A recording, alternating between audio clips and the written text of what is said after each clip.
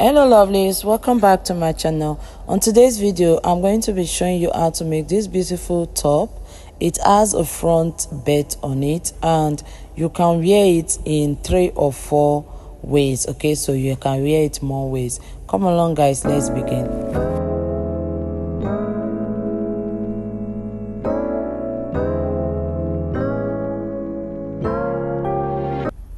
I'm using 1 yard of floral fabric for this top. Also, I have extra pieces, so if there is more to add, I'm going to add more, but 1 yard is okay. For the belt, you have to add more. So take out your pattern paper. I have pattern paper for both the front and the back. So for the back, you use your normal pattern paper, while for the front, you are going to work on it. So the back, I added my zipper allowance because I wanted to include zip to it. But if you don't want to add zip, you can add buttons at the back. So just add 1 button and seal up the other side, like you just close the other side and leave a space for a button. So take your scissors and cut out your back pattern. After cutting out the back pattern, cut the interfacing, but I'll just be showing you how I cut the interfacing later on. Now for the back, I added 1 inch for sewing allowance and ease on the bottom part, and for the zipper area, I make sure the waist area is fitted wide on the neck side is a bit wider. So take your front pattern after cutting out the back. I will be working on the front pattern. For the front, we are going to mark the opening, so you can use 1.5 inch or you can use 2 inch or 2.5, depends on how wide you want it to be. Then from that, your 1 inch, 1.5 inch that you came in, you are going to now come up by 4 inch. Okay, so use 4 or depends on you though. So mine, I'm not going to cut it out because I would like to use the pattern paper later on. So what I did was I folded it in. Now I want to cut it on my fabric. You see what I said earlier, just draft your basic bodice pattern and you are good to go for this top. You are going to eliminate the back pattern because I ended up drafting the front and back with together, then I just separated them now. So what you do is cut it out. You fold, you see the part that I folded, see how I'm cutting it, that is how you are going to cut yours. But if you want to cut it out on your pattern, you can do that. Now after cutting it out, you are going to see the opening, because when you want to cut on that part, that 4 inch that came up in, you are going to cut it open while the other side is going to be cut on fold. Can you see it? See the opening? So that is exactly what you will do for yours. Now after cutting it out, we are going to cut interfacing for all the parts, including that V that we have under and the neckline. So you cut your interfacing for the V and also for the neckline. Then I'm going to show you how to stitch the V. Remember, I added 1 inch for my cutting, so you do the same thing for yours. Add 1 inch guys for your cutting for sewing allowance on the bottom part. Now I'm about to cut my interfacing. If you don't know how to cut interfacing, just take the fabric that you have, a piece of fabric, place it underneath your main top and trace it out. So when you are done, you just give it a bit of a curve and you are good to go. You see me trying to find the accurate way to cut it, so just cut it that way. And interfacing is really nice because after stitching the outfit, it has a clean finishing on the neckline. Go ahead and you cut for both the front and the back, and also for the V part that you have. Now for the V part, you are just going to place it and you are going to just trace it out. So it's very easy to just cut a V and place it. So that's what I did. You see what I'm doing? I'm going to now take the top and place the V part on it, because it's just that part we need for the turning. We are not turning every other part. But if you want to use lining piece for this dress, I don't advise you to use lining piece. but except maybe you are using Ankara to make this tie and you want to use lining, okay, you can go ahead and just cut the normal lining exactly the way the front is. That is how you are going to cut it for the lining piece. That's if you are using Ankara fabric. But if you are using just your crepe or chiffon fabric, just go ahead and cut those tiny pieces and seal it. So I'm going to keep it aside and cut for the back also.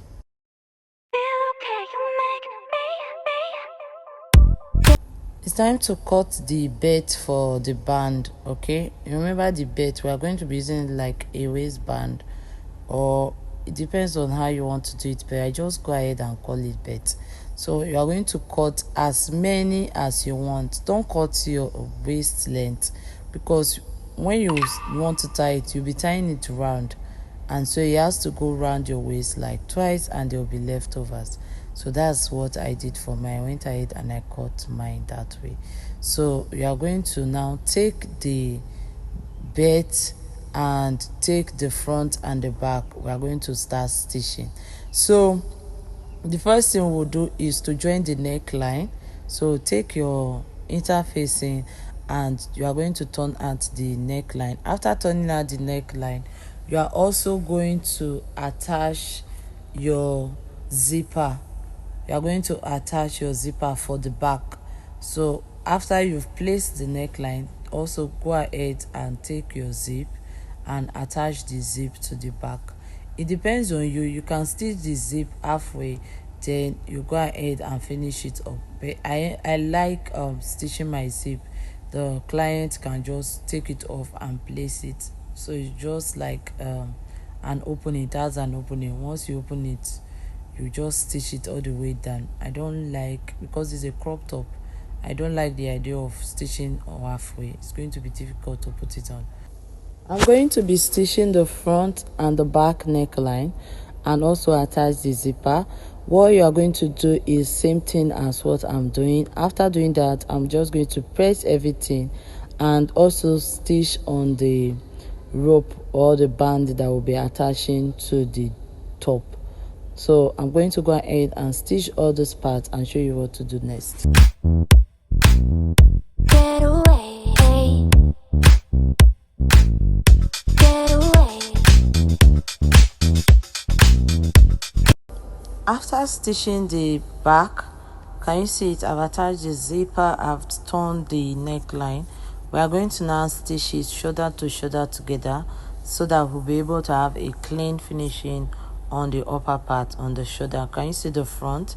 I end up using hemming gum to just iron it together. Now for the turning of the shoulder, what you are going to do is you are going to take the front and place it on the back and use the back interfacing, like the lining piece, to wrap up the front and the back. So the main fabric of the back will be together with the front, while the interfacing, just take it and flip it to the other side. Can you see it? So do exactly what I did for mine, do the same thing for yours, and stitch both the front and the back together.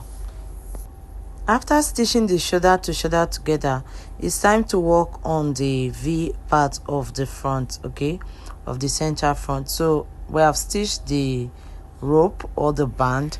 Now it's time to attach it. You see, I pinned it earlier, then I had to take off the pin. Then I'm marking 1 inch, coming up by 1 inch. That 1 inch is for the seam allowance that we'll be doing, like the hemming allowance.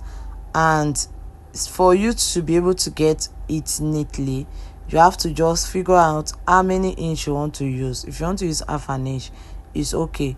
If you want to use 1 inch, it's also okay. So now take your rope or band and place it in between the interfacing, that's the V, and the main fabric. So it's going to be in between, and that interfacing that we have for the V now, we are also going to top stitch on it and iron it inside. So when you are done stitching it, top stitch on it, that is, you are top stitching on the lining piece, then you iron it or weave it. After weaving it, you are going to now use your hemming gum and just hem it round. But if you want to have stitch in front of it, you can go ahead and stitch it. But I don't like having stitches in front of my cloth, so I decided to just use hemming gum. So do exactly that what I say and what I'm doing for mine, do the same thing for yours. So can you see it? After you've pinned, you've stitched, you can now do your design and everything. Then you are done with that part. So go ahead and do hem the front and also the back. So I'm done stitching the shoulder to shoulder. Can you see how neat it is on both the inside and the outside?